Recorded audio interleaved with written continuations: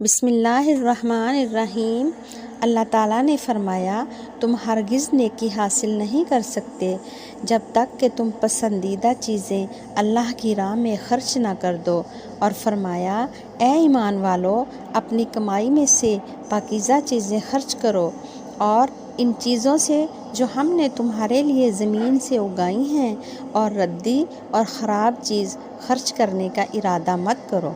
حضرت انس رضی اللہ تعالیٰ عنہ سے روایت ہے کہ حضرت ابو طلحہ انصار مدینہ میں کھجور کے باغات کے اعتبار سے سب سے زیادہ دولت مند تھے، اور انہیں اپنے مالوں میں سب سے پسندیدہ بیرہا نامی باغ تھا۔ یہ مسجد نبوی کے بالکل سامنے تھا۔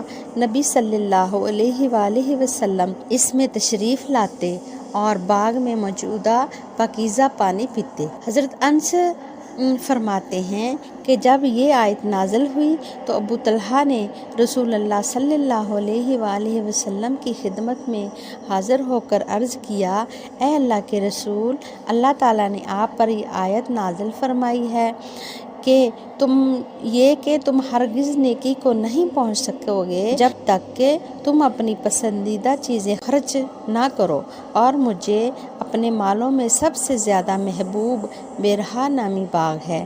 میں اسے اللہ کی راہ میں صدقہ کرتا ہوں۔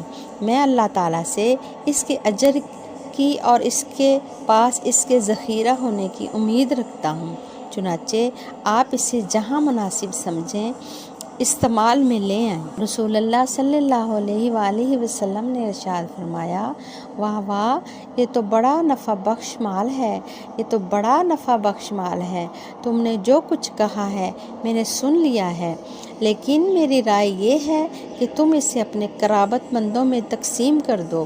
ابو طلحہ نے فرمایا، ٹھیک ہے یا رسول اللہ، میں ایسے ہی کروں گا۔